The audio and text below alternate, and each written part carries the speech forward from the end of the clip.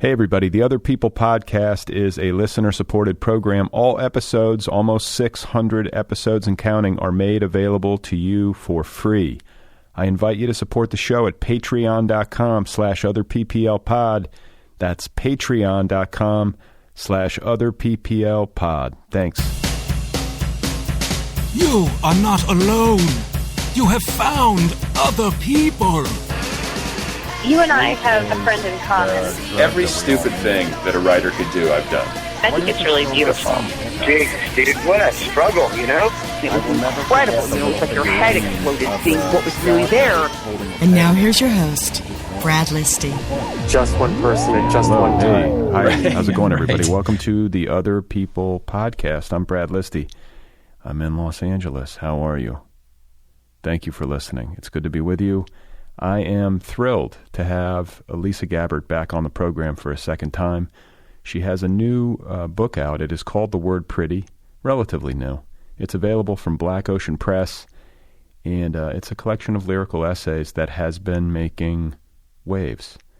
And, you know, this is an indie press book, and over the years I feel like I've developed a pretty good eye for when a book is really resonating, and this is one of those books. It's an indie press, small press book that has been generating a lot of excitement in the literary community and has been getting coverage from the mainstream book press.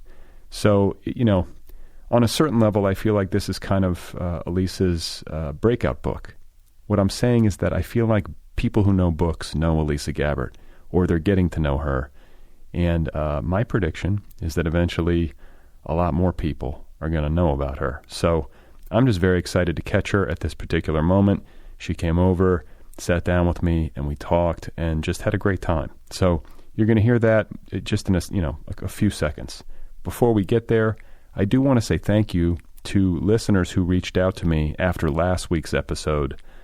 I, in the monologue, read an email from a listener who suggested that I crowdsource transcriptions of this podcast.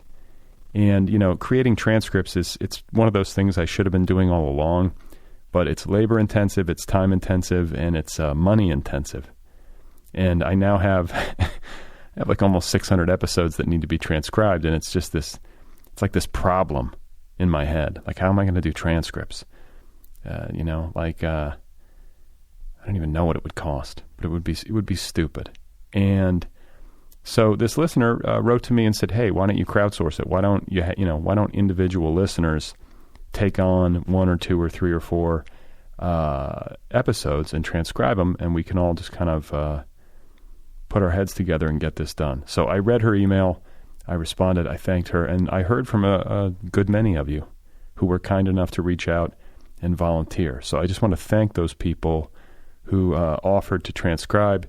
They are now presumably regretting that extension of kindness and goodwill, but I certainly appreciate it. If you are out there and this is news to you and you have a similar inclination or tendency towards masochism, you can email me at letters@otherppl.com. That's letters@otherppl.com. Just put transcription in the subject line so I know what it's about. Okay? Thank you, everybody. And now let's get on with the program. Elisa Gabbert was here.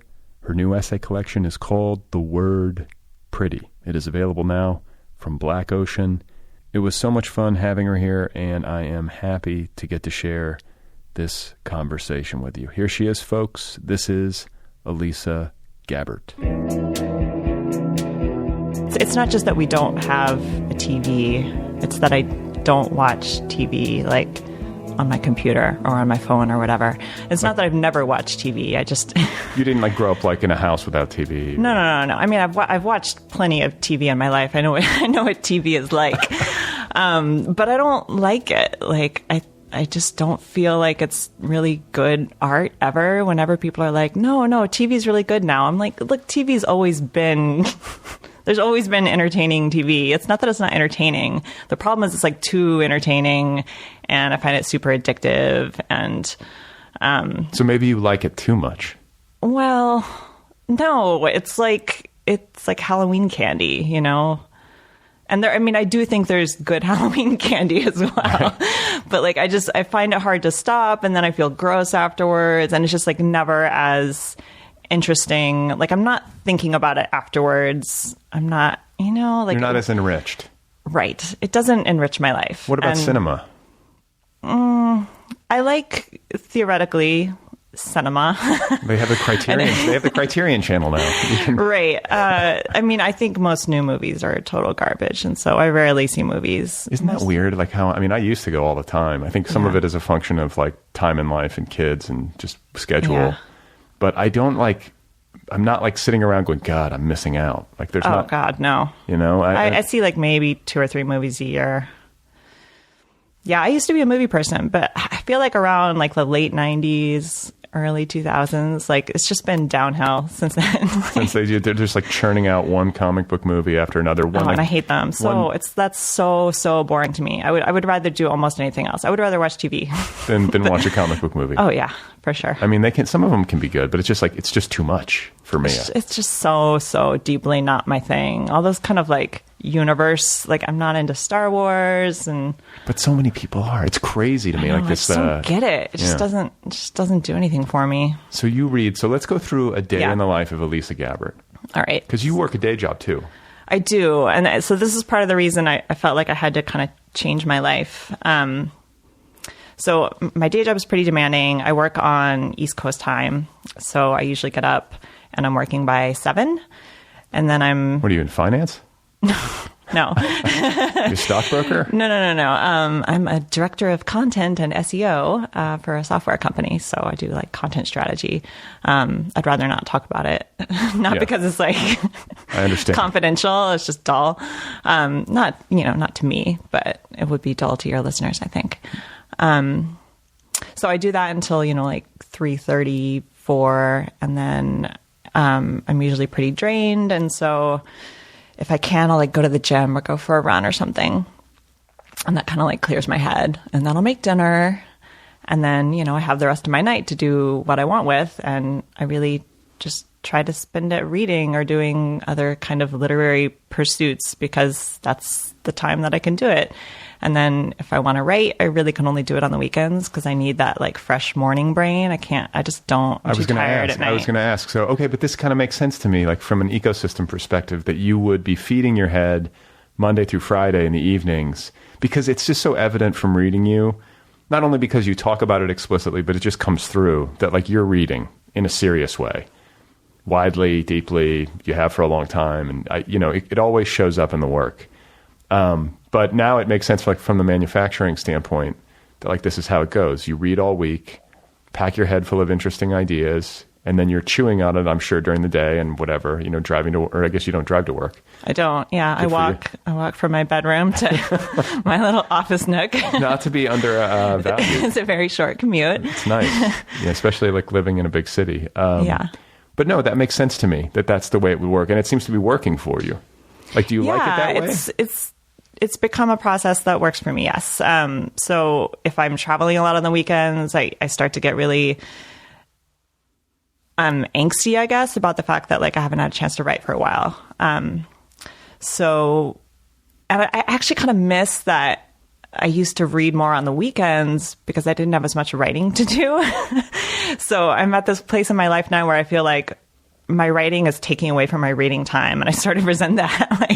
I wish the balance was a little bit more reading because I love like waking up early on a Saturday and just reading until noon, like on the couch. You don't have I don't have kids. So you're like, what? I was like, what kind of alternate universe is this? I know. Yeah. That's the dream. There was a time in my life where I guess I just assumed I would have kids. But my husband never wanted kids, and enough time went by that I realized, like, oh, that's fine. I have all this other fulfilling stuff. Well, and people, it's not a 1-for-1 equation, but books, the work that you do, like, can be deeply meaningful in a kind of similar way or something. These projects that you invest so much of yourself in, and it's a tired comparison, but you birth a book. It takes a while to incubate. I can see how, if like you have that at the center of your life, it can be super enriching and enjoyable. Yeah. Sounds lovely to read until noon on a Saturday. So I'm curious to know, like, how many books a week do you read? Oh, God. I'm not a fast reader is the thing. So I try to read like a book a week, and there may be weeks where I read more than that if they're really short books. But I usually, by the end of the year, I have not read a book a week because I travel a lot and I just get behind. So For work? Yeah, kind of half and half work and just random things, like things that come up. Like this coming trip, to for Los example. Angeles. Yeah, I'm here in LA just for the weekend. Or seeing family, my family and my husband's family. They're both kind of far from us. Where are you from again? I'm from El Paso, Texas. Okay, that's right. Remember we had a conversation about the Estarco Tower. I was like, I've been racing this week, so I didn't have time to like re-listen. And to be honest, like if I interview somebody like a second or third time, it's just so hard for me to go back and listen to myself. Oh, I hate listening to myself. I don't know. I keep agreeing to be on podcasts, and then I listen to myself, and I'm like, why do I do this? Hey, it's listen, awful. I'm on like almost 600 of these, so I've got you beat.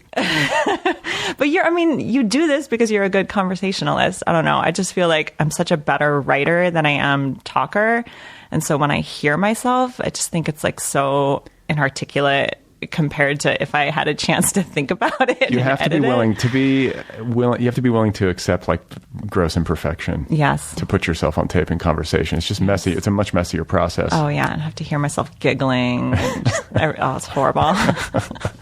Well, a book a week. I know recently you've been reading, what was it?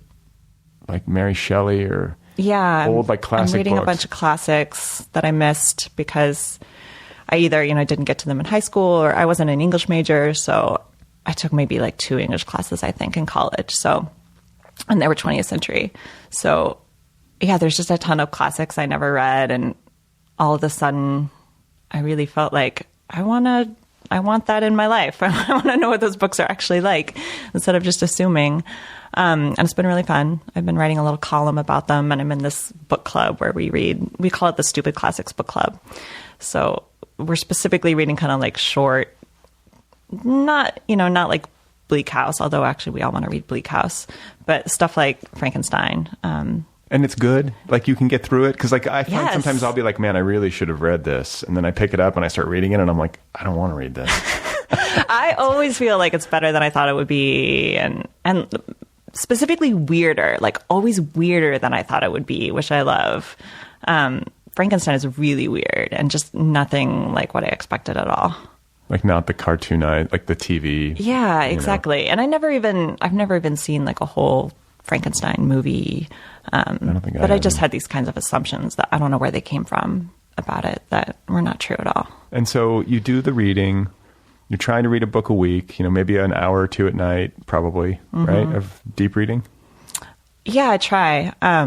Like I said, it sounds much more disciplined than it really is. Like, yeah, right. I'm tired and distracted, and I look at my phone and have a glass of wine, and I don't read as much as I could if I was like really disciplined. But I read a lot more than I would if I was like, well, it's nighttime now, I'm going to watch TV. So like watching Netflix like me, right, or cable news like me. Oh God, yeah, never the news.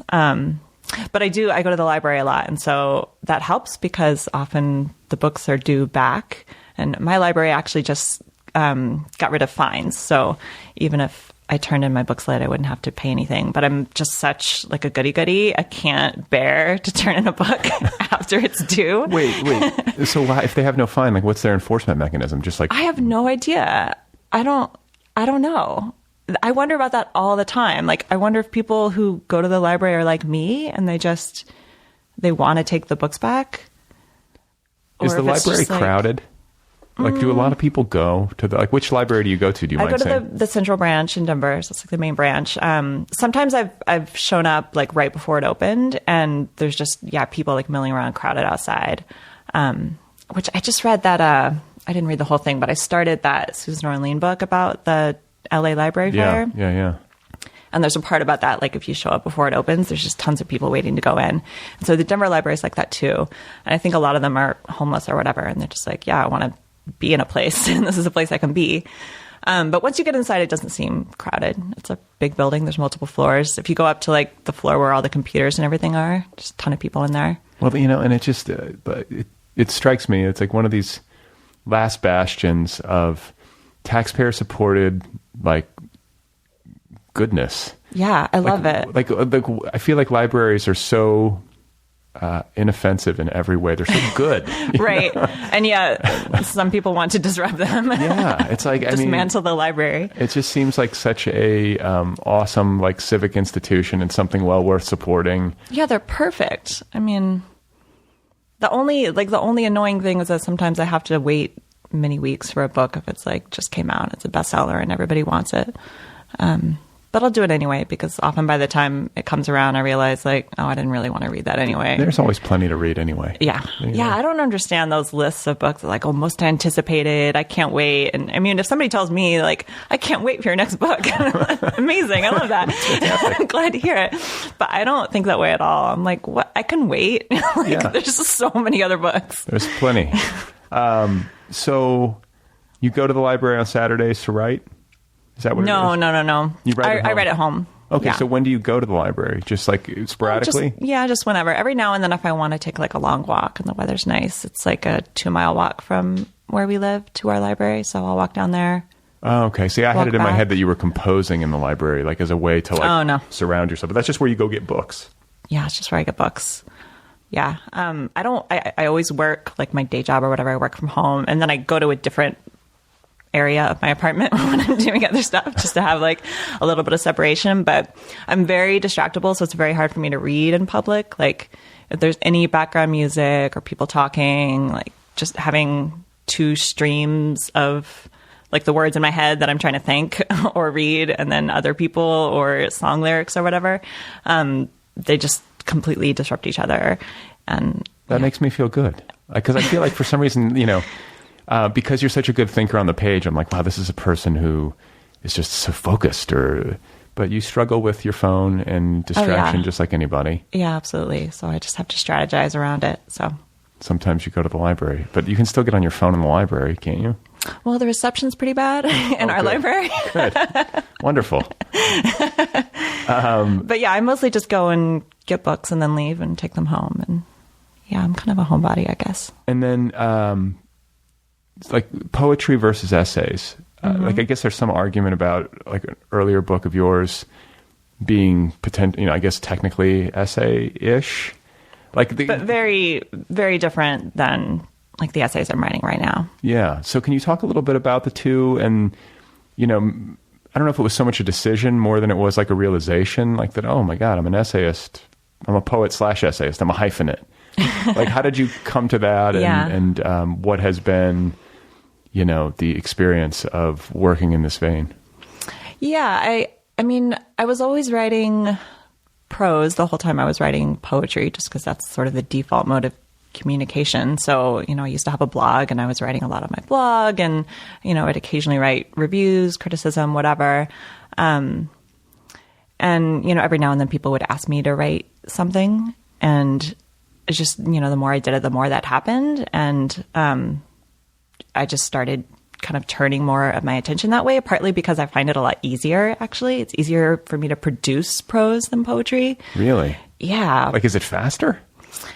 Yes, much. And just like if I make time to write, and I've been, doing that work, like we said, reading and thinking and doing stuff with my time, like I can always find something to write about. And I'm always sort of making notes and jotting down ideas that I think might turn into something. And once enough time goes by, like I can go to my notes and like I can just always turn it into something.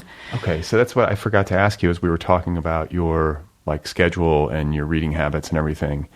Are you reading with a highlighter? Not a highlighter, but always, a pencil or pen or little like, if we own the book, I'll write in dog ear in our books and stuff. But I always have like either a notebook or like a piece of paper tucked in the back of a book so I can make notes on that. Or those little kind of sticky tabs. I have this one kind of sticky tab that my husband discovered and started giving them to me for Christmas and stuff. And they're the best. They're like these perfect little colored strips. So when you put them in the book, it looks like the line is highlighted because they're slightly translucent, so you can see through them. But then you can, take them out and reuse them. It's the best. I wish. Remind me later, and I'll show you. I have some in my bag. She's packing, ladies. But yeah, I mark up my books a lot so I can go back and look at them. And do you transfer your notes to like digital then, or do you just keep it all on paper? So if I know for sure I'm going to write about something, yes. And sometimes if I'm taking like a ton of notes and doing a ton of reading for kind of like a long form piece, I'll just read with my laptop open and a notes document, and I'll just, type quotes and thoughts directly, rather than, writing on a paper, then having to type it up later. It just saves me time. I wish I had a secretary. You know what I'm saying? Like just like an assistant, I could be like, like type Henry this up. James. Yes. Yeah. Because that's a lot of work. Like, it's hard enough to find the time to do deep reading, but then to actually like sit there and transfer notes to a digital file. But it helps so much in terms of making me remember what I read or the important parts. Right. And you think about it again. Typing it out. Yes.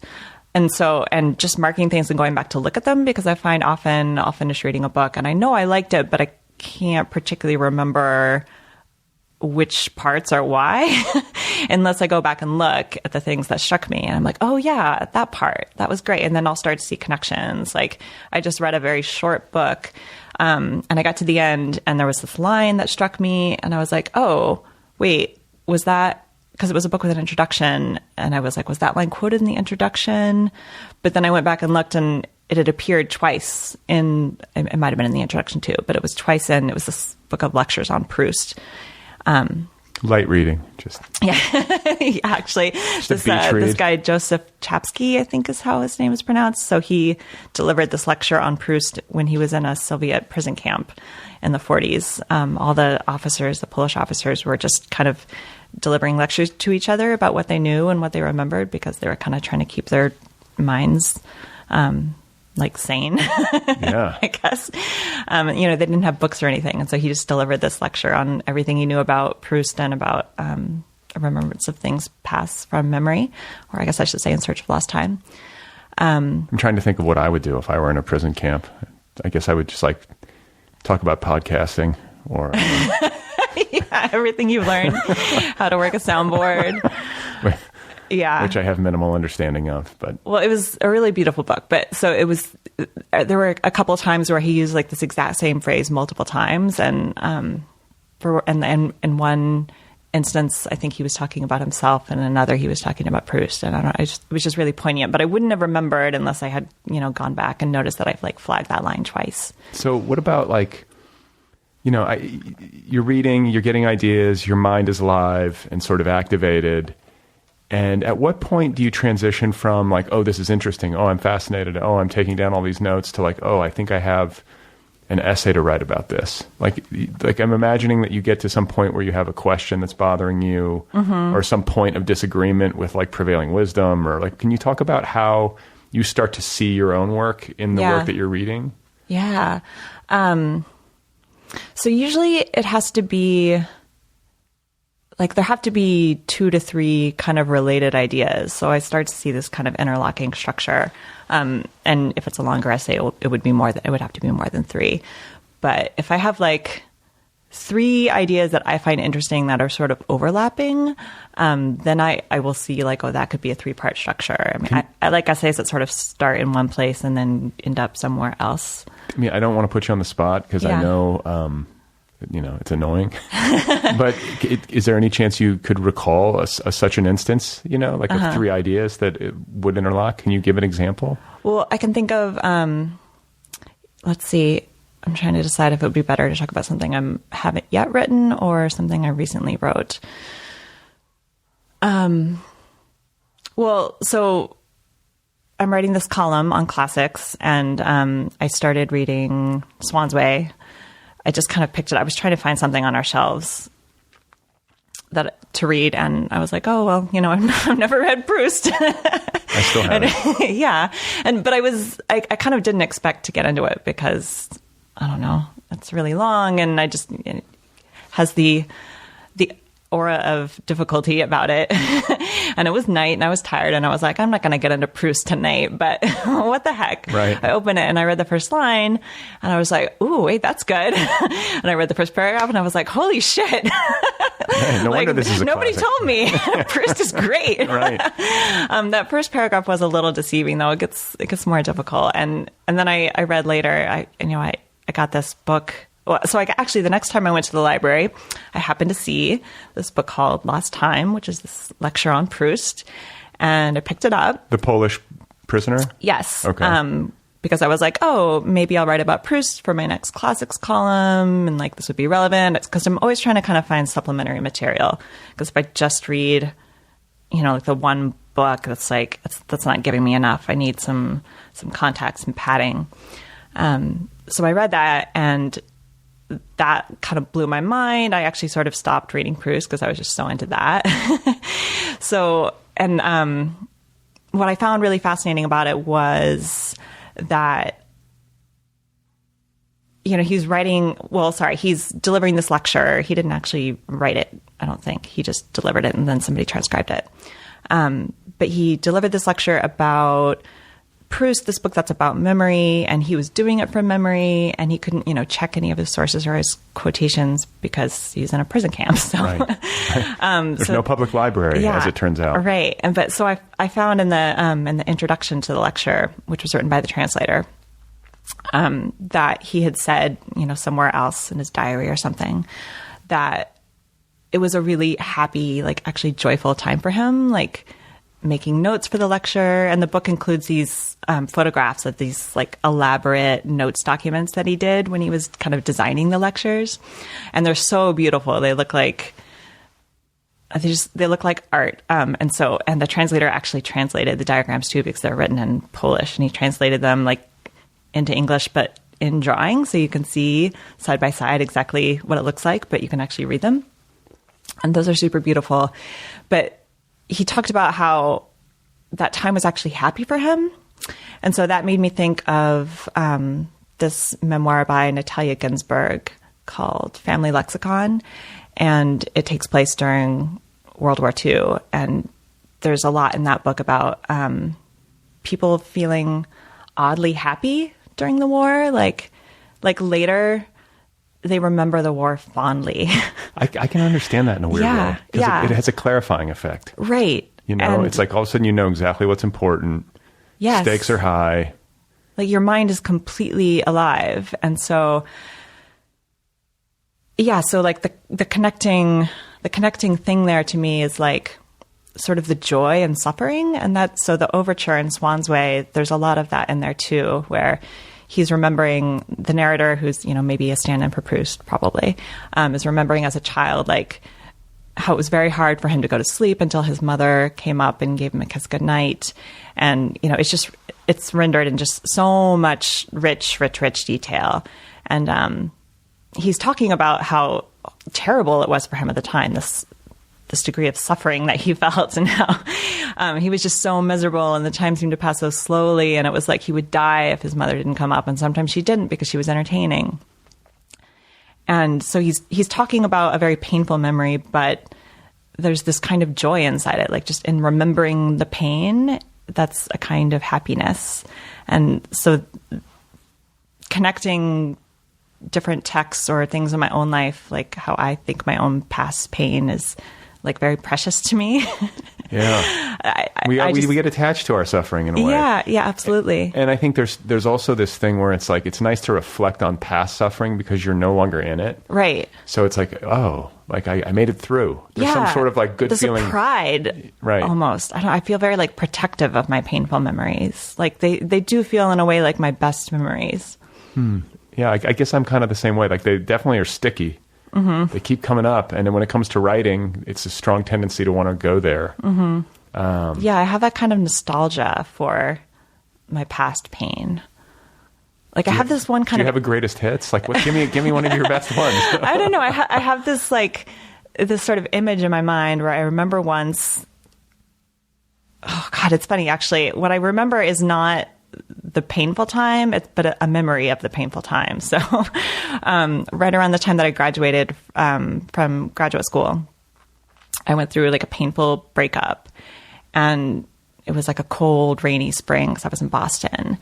And I remember like a year or so later being in a different bedroom because I'd moved, but it was like late spring, cold, rainy, and, you know, maybe the windows were open and I was lying in bed, and just the quality of the weather and like that kind of dampness in the air, like it just reminded me so strongly of the pain I had been in a year before. And now I think very fondly of that moment in that second bedroom of remembering the pain. Like, I don't really remember the original experience so much. I remember the memory of it. And whenever the air and the weather is like that, like it's like a quality of the light too, that kind of like blue gray, like breeze through the curtains. I just think of that as like remembering that memory of pain makes me happy in a weird way. Like it's kind of soothing to me. I love the way, see, this is why I think your work is resonating, because like even in conversation, and I'm hearing you talk about, you know, putting together this essay and having these like seemingly somewhat disparate ideas, but figuring out how they coalesce. But then also listening to you talk about how you're like working through your own memories and your own experience of pain. The word that's occurring to me is mistrust in a healthy sense, because it's so easy to sort of like be letting your thinking mind, you know, jabber at you and just to take it at face value and run with it. But I feel like so much of what you're doing in your work is like checking yourself a little bit and like really testing your thinking and moving laterally. Like one of the things you said about reading Proust and then having a text that you're really immersed in, but then immediately, or not immediately, but soon after, wanting to move laterally and read a book that speaks to that work so that you can get like a more prismatic understanding of not only the work, but probably your response to it. Like that, I resonate with that because I feel like if I read somebody and I really like them, I'm always like, is there a literary biography I can read so that I can start to decode this? Or, you know, I'm always hungry for that. But that is what you're doing, right? Well, something that I like, this is like a move I feel like I do in a lot of my essays. I sort of like to record my own mistakes in thinking like, oh, I thought it was going to be like this, but it wasn't like that. And I like to just show that really explicitly. Or, you know, I made this assumption, but then I did that. And I try to kind of record the whole process of the thinking alongside the thinking, which to me is a way of sort of, I don't know, just staying authentic to how it actually occurred, like this, then this, then that. And then, I don't know. I like that kind of meandering path in an essay. There's a line in the book, and I'm paraphrasing it. I can't remember it verbatim, but it's about memoir and how a lot of memoir in this like, or autofiction, like presents a reality or a perception of reality as like finite and resolved. Am I getting at it? Yeah, it's that there's this kind of pose of my current self looking back on my past self and saying these were, you know, the mistakes I made or whatever, and this is what I've learned. But there's this kind of false, to me, it usually reads as like false wisdom, where it's like, but now I got it. But you're wrong now too. Like if we could fast forward 5 years, you'd be doing that again. Like you're still wrong. I found it comforting, like not only as a reader, but as a writer, because as a writer who's been trying to write some kind of memoir forever, because I feel like there is this, I mean, market demand might, I don't know, maybe that's the way to put it, but it does seem like in the memoir genre in particular, there's this sort of expectation that you're going to have a hero narrative, usually with some kind of victimhood tied in, and there's going to be a lesson learned. Yeah. And it's like this wise perspective reflection, but like, I'm like, that's not how I feel. Yeah. Like, I don't feel wise, but like, I also don't feel like resolved. And it's like, do people really get to a place where they like, I learned something? So my husband is trying to write a memoir. Well, I mean, he's writing a memoir. He's written a draft, but he's kind of in revision stage right now. But he feels that pressure really strongly to create that kind of arc where there's something triumphant and inspirational at the end. And he hates that. And for the longest time, he was like, I'm not going to do that. That's a deal breaker. But I think he's starting to, I worry a little bit because I really want him to have that conviction. And I think he's starting to break a little bit and feel like I have to do this. This is the only way it's going to get published because we do this thing. We just did it last night. We were in a bookstore and we wander around the memoir section and just look at like the last paragraph of a memoir, and that you can tell just from that, like, that they all have that kind of uplifting lilt. You got to tie it up. Which, I mean, you know, I'm sure it feels different when you read the whole book, but if you just look at the end, it seems so false. And like, why do they all have to end on that note? Yeah, I don't think I resist it. But you should. Maybe that's the thing. I'll try to write against that. Well, I feel like I can escape it by doing essays. And so, I mean, my essays are really not memoir-like, I don't think. No, but they're hybrid in some way, and I think that you're right. Like, it's a great, like, I keep thinking like prismatic lateral movement. Like, that's what you're doing. You know, it's like a feint or a duck and then pivot. But yet not in a way that's unrelated to what you're talking about. Like, I mean, it wouldn't work if you were just like completely changing the subject. But there's some truth to that. I think, as a reader, I always appreciate it when the writer is doing such great deep thinking for me and like taking me on that kind of ride, you know, if they've got the skill to do it. Yeah, my favorite compliment that I got from people who like the word pretty is like, oh, after I read it, I felt like I started thinking like you, which I love. For those of you listening, just so you know what to say to Elisa when you read it. So... structure, because I think this is another way that you're really gifted as a thinker and as a writer, and it's something that I think eludes a lot of us, especially on the literary side, maybe, because it's not necessarily plot structure that you're talking about. It's like more of a, I don't know, intellectual content structure, and like, how do these different pieces fit together, and like, how do these things overlap and then potentially like come together or not or whatever. But I'd love to hear you talk about how, you know, you're figuring out what you want to write about by finding these disparate ideas, but then also figuring out like the structure, which I think, if I've read interviews with you correctly, sort of precedes the actual composition. Like, you have to sort of have the structure in your head, yes, before you can get down to business. Absolutely. Yeah, I'm really interested in structure, and I don't know that I have a great vocabulary to talk about it. I wish I did. I should probably write an essay about structure, because then I would. If you could have that done, if you could have that done by the time this episode is, I would appreciate it. I mean, it's really true for me that writing makes me smarter. I'm doing my best thinking while I'm writing. So if I want to figure something out, I have to write about it. But yeah, I always start by taking a lot of notes, and taking notes starts to make the ideas visual in a way, because I see the page where I typed it out, and when I know that I want something to be in the piece, like I'll highlight it and add a bunch of asterisks or make it bold, whatever, make it big type. So then, because sometimes I'll have like 25, 50 pages just of notes, and then I have to figure out how am I going to turn this into an essay. But I'm sort of thinking of a number of points, like in a constellation. Like, if it's a shorter essay, okay, I've got these 3 points. And that doesn't necessarily mean it's going to be in 3 sections, though it could. But it's almost like these invisible sections where I know there's going to be a beginning part of the essay that hovers around this one point. And when you say point, it's like an idea.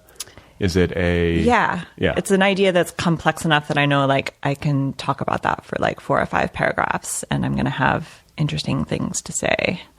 And I feel like I really like essays that are very dense. Like, there's something interesting in every paragraph, if not in every sentence. I don't like a lot of filler. You know what I was thinking, and I don't mean to interrupt, but so much literary nonfiction is bloated. Mm-hmm. Like, there's this, have you heard of this company called Blinkist? No. It's a German company, but they're basically setting out to take books and to winnow them down into audiobooks and like basically Cliff's Notes. Yeah. If you remember Cliff's Notes. Of course. But they're doing it in audiobook format where it's like, we'll save you the time. Like, we're going to take this book and you can listen to the whole thing in 15 minutes. And you're not going to miss much. Yeah. And, you know, the purist in me sort of bristles Yeah. But then there's also like the poet side of me that's like, I admire the compression. Well, I feel like books with a lot of kind of airy filler are faster to read. So you just fly through them because there's not a lot of complex information that you need to process. And so whenever I read a book really fast, I feel kind of cheap afterwards. Like, I feel like people usually use it as a compliment, you know, oh, I read your book in one sitting, and you know, whatever, that's fine. I don't mind when people tell me that. But if I read a book in one sitting, I always feel like that's kind of a point against the book, because if I find it really rich and complex and interesting, then I'm constantly stopping to go back or make notes, and it takes me much longer to read. So yeah, I don't feel like that fly through ability quality is really a positive point for a book. But just to refine this point a little bit, it's like you're not saying that you want the reader to struggle to read it. You want the reader to be so stimulated that they think while they're reading it and maybe write things down. Yeah. Because like I feel like, you know, easy reading is hard writing. You want it to go down easy on a line by line basis. You don't want people to sit there and like have to look up words. I mean, unless it's really necessary to include a word that's most people won't have context for, but like that can get annoying after a while. It's like, we get it, dude. You know, you have a thesaurus. Right. But I think that there is that that sort of middle ground like that you're talking about where, you know, it does go down easy, but it's got so much in it that, you know, it kind of enforces a sort of slowness and it makes you think. Well, coming back to the structure thing, because I was just thinking about it more. Yeah, please. So, you know, in like a map app where there's like a point and then kind of like a fuzzy radius around it, that's how I start to see the essay. So however many kind of main points, those are like the points on the map. So say there's 3, say there's 5. Then I start to see, you know, the kind of paragraphs around that point as that kind of fuzzy radius. And I think of the structure as like an arrangement of overlapping radii. Yeah. So it's like those circles, they'll connect enough that I can see how to get from point A to point B to point C to point D. Like a Venn diagram almost? Or Yeah. And so it's like I come up with those sort of areas that are overlapping, and then it's a question of deciding what comes first and what comes last. And usually I know I'm ready to start writing when I know where I want to start and I can see where I want to go next. And if I just get that far, then I can get through the rest of the essay, because as I write, it will become clear to me. But how long does it take you to write an essay? I know it probably, and also before we get to that, in terms of structure, you said you have like a limited vocabulary for it. And I would imagine part of that is because everyone's different. I mean, I know there's probably some crossover, but each essay is its own beast. They're not, and unless I'm wrong, I mean, there are lots of them. I think so. Yeah, but it's always somehow visual. It's interesting. I mean, I guess structure is a visual metaphor, but yeah. Okay. So how long does it take you? So I need a lot of processing time, especially for like a really long, complex essay. And that is usually weeks. Could be months, but usually weeks if I'm, you know, being disciplined and focused on it and really just making sure all my reading is kind of related. Although whenever I'm working on an essay, everything I read feels related. Right. There's lots of serendipity, I think, if you're like locked in like a deep think. Like you keep seeing it everywhere you go. But once I'm ready to write, I can write sometimes, you know, 5,000 words a day, which is an essay. A good day for me is like, 2,500 to 5,000. If I write 5,000 words in a day, I'll be really exhausted. So I can't do that regularly, but I had to do it a few times when I was trying to make my book deadline. But yeah, so I just have to think and take notes for a long time. And then if I have like a day free where I'm alone and I can just work, and that's the best, like just being completely focused, and I can write really pretty fast. It sounds like the prep is the hard part. Yeah, definitely. Oh yeah. It's the thinking, and a lot of the thinking is unconscious, I think. Okay. That's how it feels to me. I was going to say, because like, you know, somebody who is as big of a thinker on the page as you are, and as good of a thinker on the page, like I'm like, what is Elisa like when she's grocery shopping? I'm like, are you always on? Like, are you constantly thinking? But that, you know, there's intensive thinking, and then like you say, you sort of let it go into your subconscious and your brain sort of, and that's not that has value. Mm-hmm. Like the brain does. I think that subconscious mind, especially when you've packed it full of, good ideas and deep thinking, that's more conscious, you let it go to work. Even sleeping on it is good, right? Oh, absolutely. One thing that my brain does a lot, it's not something that I control. It just happens automatically. I'm always like imagining the future. So if I was grocery shopping, I'd just probably be thinking about like, what am I going to make for dinner? And I'll literally like imagine, I'll picture myself like in my kitchen making the dinner. Ladies and gentlemen, she's right now imagining leaving my garage. Well, I realized, when I got here, I had some kind of image in my head of like, I pictured more of a regular garage. That was the old garage. The old garage had wasps and asbestos and that's more what I was picturing. Those oil stains on we had all that in the past iteration of the podcast. This is much cleaner and nicer than I was picturing. I'm sorry. I thought there would actually be a garage door. It was open, and like a dog barking outside. No, this is the deluxe version. So you said like 5,000 words in a day when you're really cranking or you're on some kind of crazy deadline. Mm-hmm. But the rumination, research, note taking, pondering consciously and subconsciously, that can go on for weeks, months. Yeah, ideally, I try to set up my life so I don't have to write more than once a month, because the processing time, as just established, is like really the most important part. Like one day a month? Well, no, I'll spend like a couple of more days, refining, adding, editing and stuff like that. But I try not to have like more than one thing due a month. Uh-huh.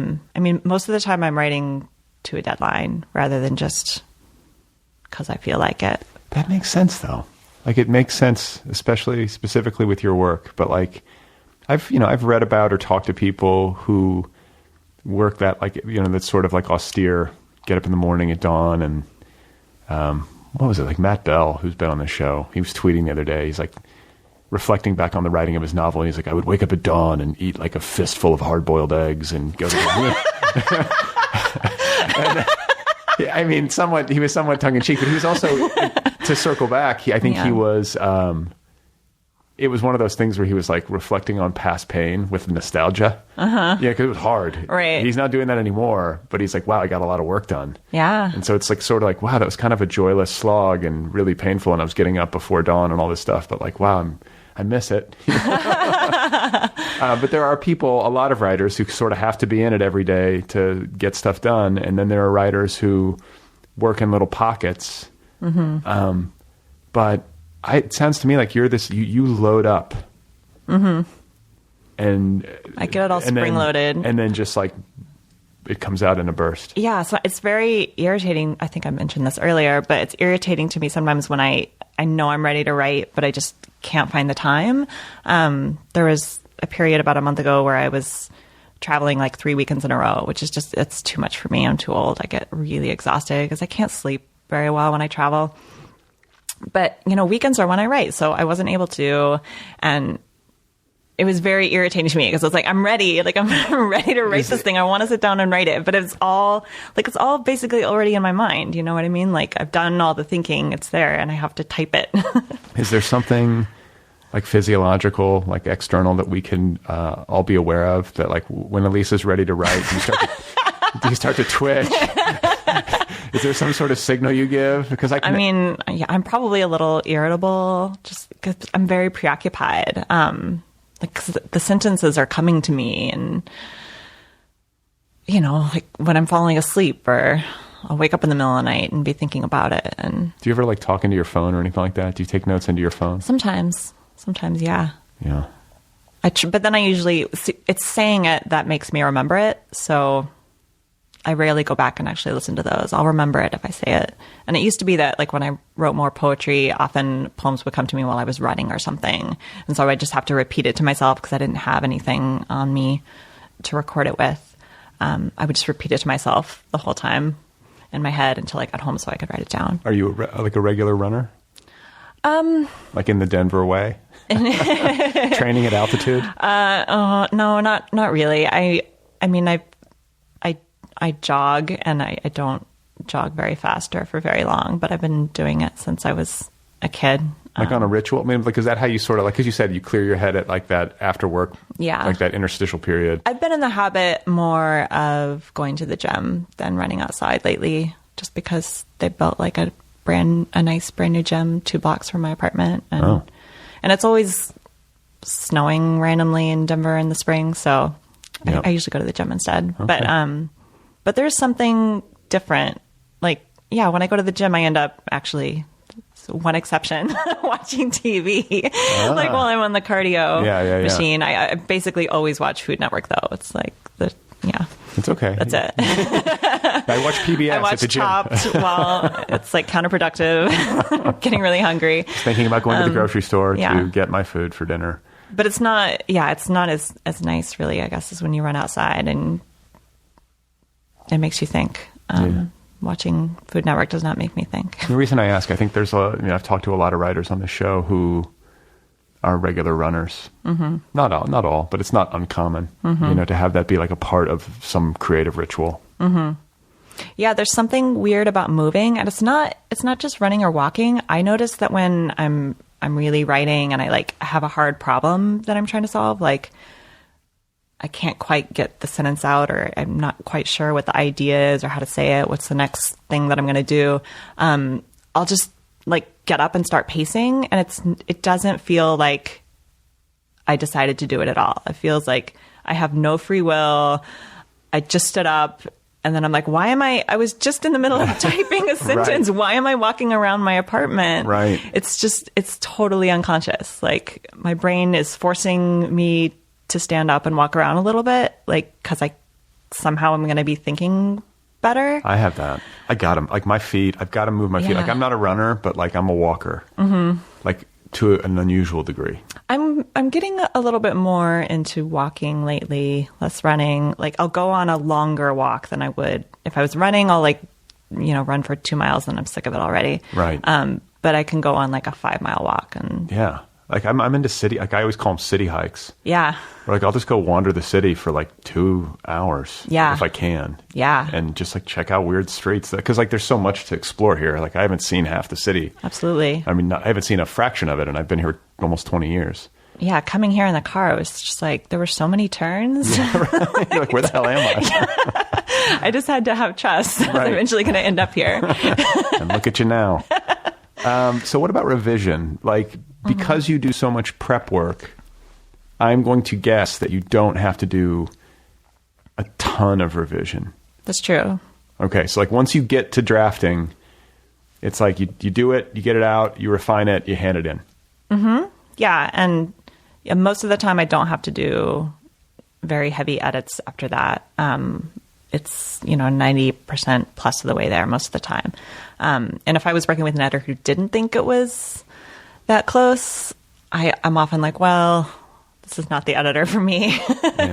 Because, if it's like, oh, cut all these digressions, I'm like, but that's that's my brand. That is my brand. That if you don't like my digressions, you don't really like my writing. Yeah, I know. That's my feeling. Well, and it's making me think too, because I think the natural impulse for people who are writing and wanting to publish, whether it's online or in some like journal or in a book, is there's always this like impulse to like rush to the page and then to rush to publication.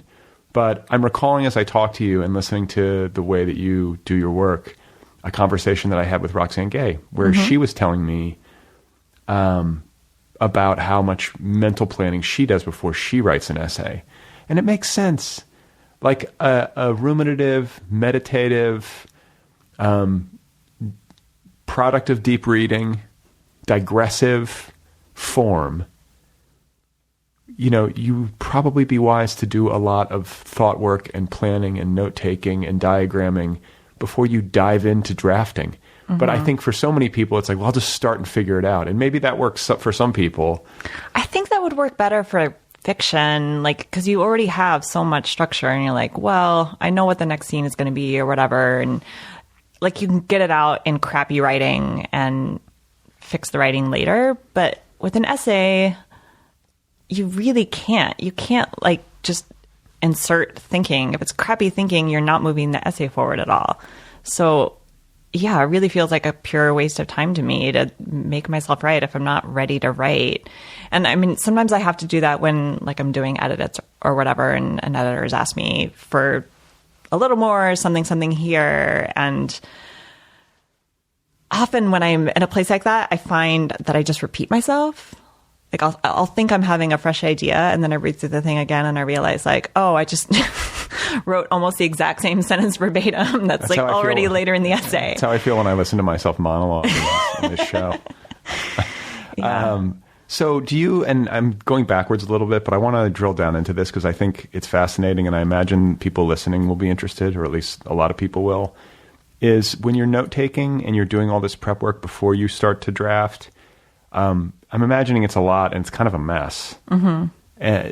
You touched on this a little bit, but like how organized is it? Like, are you just able to kind of like spread the papers out on your desk and like look at what you, and just draw a structure from there? Or do you collate and like organize like quotes that might have come from different sources but have thematic relation? Do you see what I'm saying? Like, yeah, so usually what I'll do if I have a really long notes document, it's like in Microsoft Word, and it's just usually like if I'm starting with a book, I'll have the title of the book, and then I'll, make notes with page numbers so I can go back and check my sources and make sure I'm not misquoting, or I know where to find it. And so I'll often have a list of basically books with all my notes from each book, and then interspersed with quotes are, my thoughts and commentary and associations. And so I always try to put quotes in quotes so I remember. Yeah, right. I don't think I've screwed up yet, like accidentally thinking a quote was my own. I don't think I've done that, but that's the fear. You're like, I'm a fucking genius. Yeah, no, the fear is like accidental plagiarism. But I try to make sure my process doesn't allow for that. And then once I start to see the structure, I'll go to like the very top of the document and I'll kind of do like a rough outline, like start here, then go there, then go there, then go there. And then if it's a long essay, often before I write like a section, I'll kind of type out like a paragraph long, super sloppy version of what I think the whole section is going to look like. And so then that's kind of like my map or my outline. And then I just expand that paragraph into the full section. So maybe every sentence becomes a paragraph. And if there are quotes from books or whatever, like they occur to you and you just know where to go find them and grab them. Mm-hmm. You're not like color coding per section or anything crazy like that. Nothing. Yeah. You don't need to. A beautiful mind or whatever. It's nothing like that. But I'll usually have like a stack of books sitting next to me.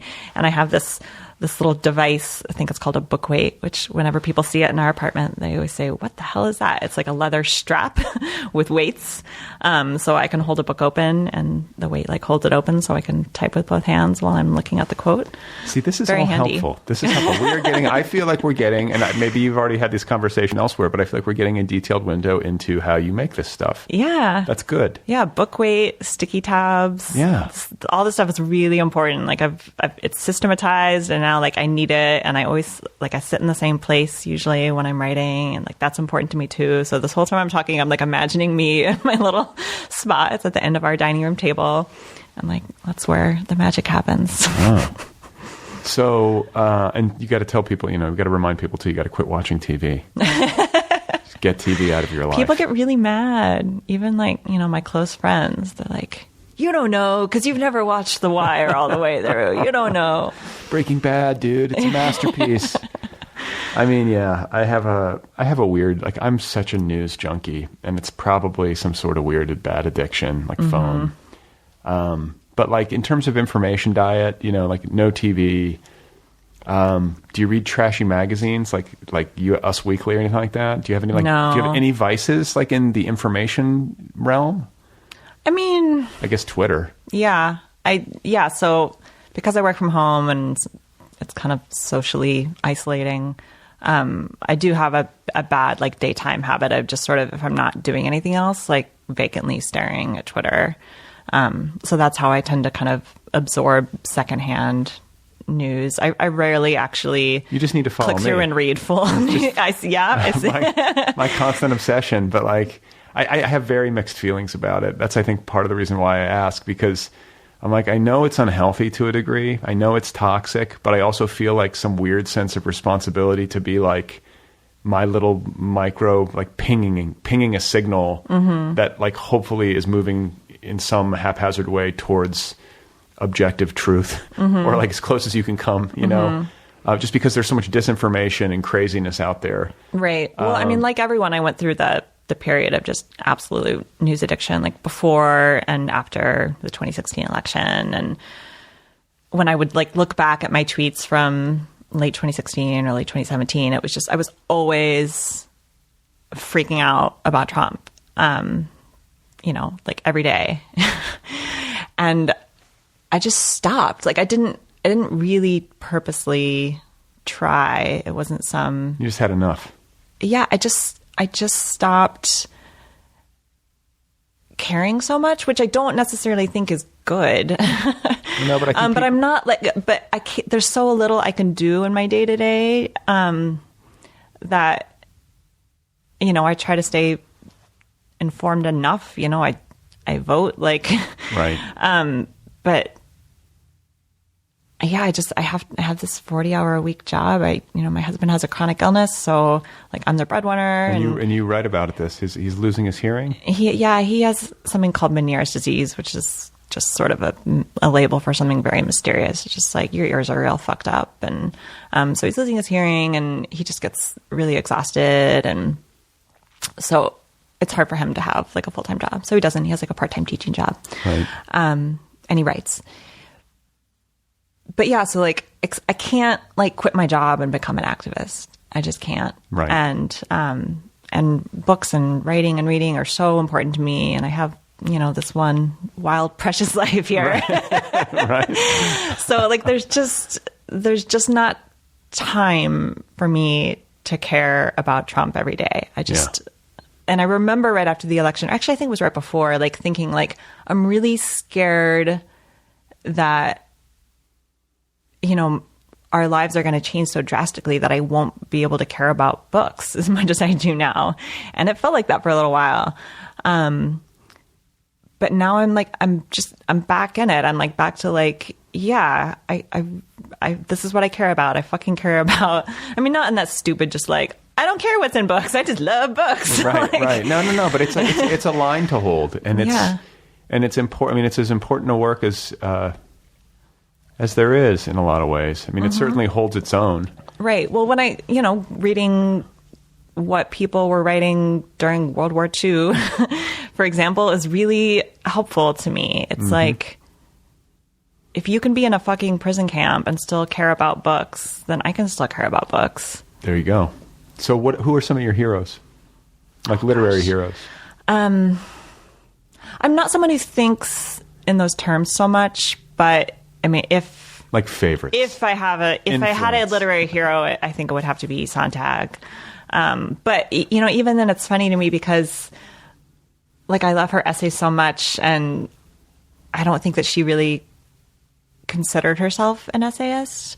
She really wanted her fiction to be taken more seriously, and I think she felt a little boxed in by Gore Vidal. Yeah, he was. My husband's a big Gore Vidal fan. Well, but he was always like my fiction, and I was always like, no, dude, it's your essays are better. Funnily enough, Gore Vidal wrote a really bitchy review of Sontag's first novel. Oh, really? Yeah.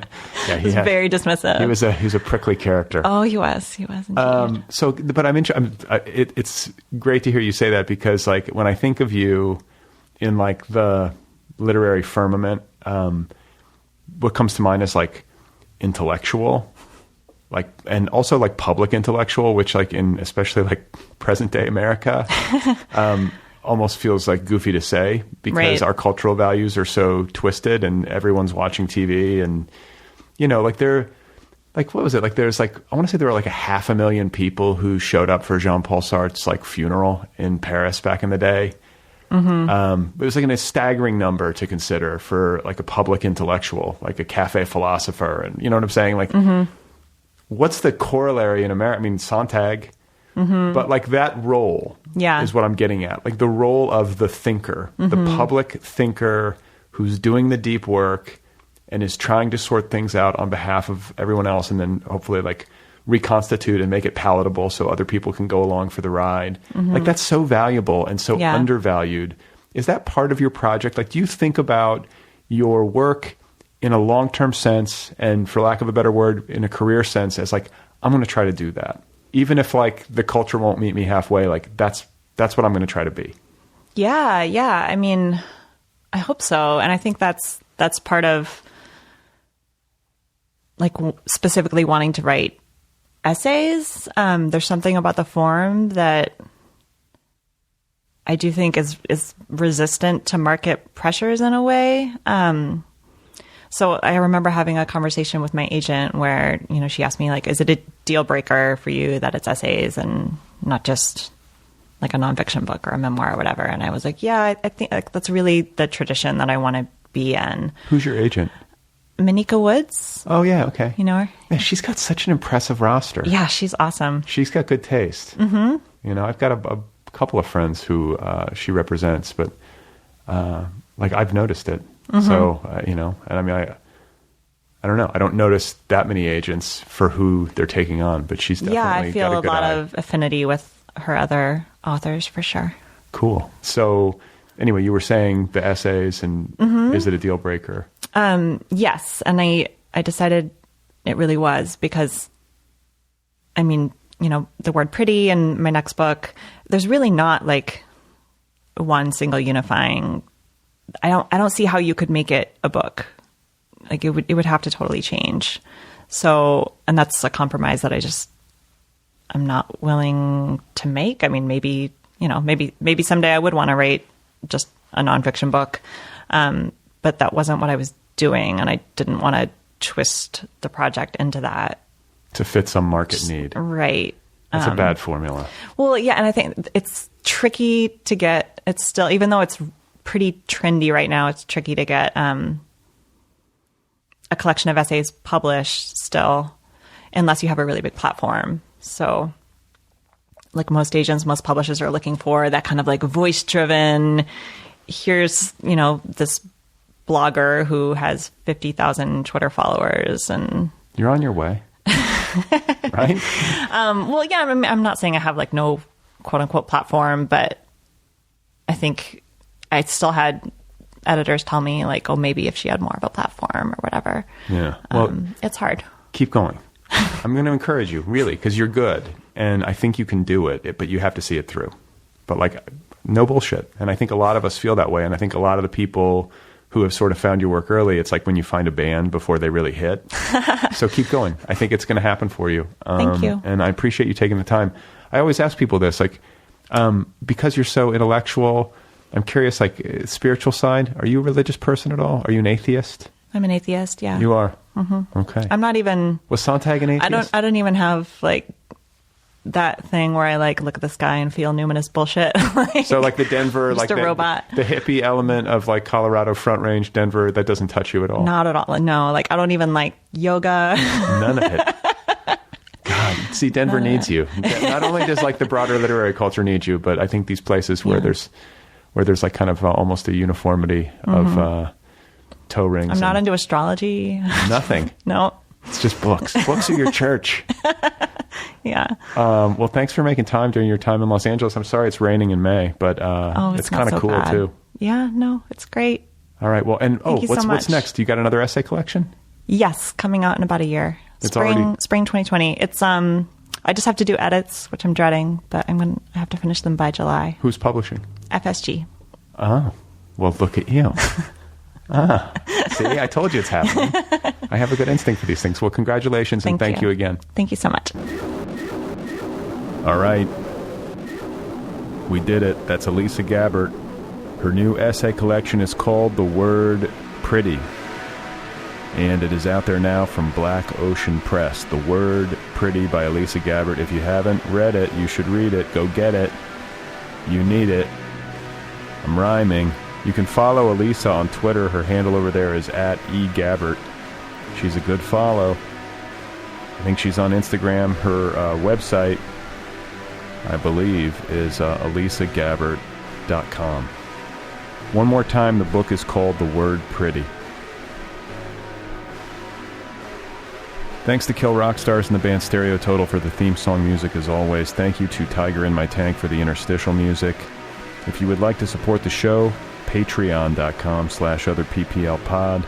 If If you want to write to me, if you want to transcribe 600 episodes, the address is letters@otherppl.com. If you want to transcribe one episode, letters@otherppl.com. Don't forget, this podcast has its own official app, the Other People with Brad Listi app. It's available wherever you get your apps. The Other People with Brad Listi app. Just search for it by name. It's free. It's a good app. I like it. So next week on the program, I have Jennifer Pasteloff on the microphone with me. Not on the same microphone, but she's got an excellent new book out and is a very dear person. And we got into it. So that is coming up a week from now. Jennifer Pasteloff. Stay tuned. Focus your energy.